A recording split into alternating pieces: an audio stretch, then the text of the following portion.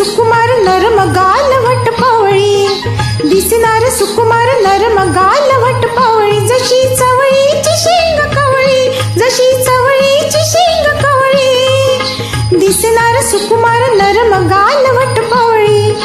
तारुणपणा अंगात झोक मधनाचं जोरात, चालणं ग मोठ्या नखऱ्याचं, बोलणं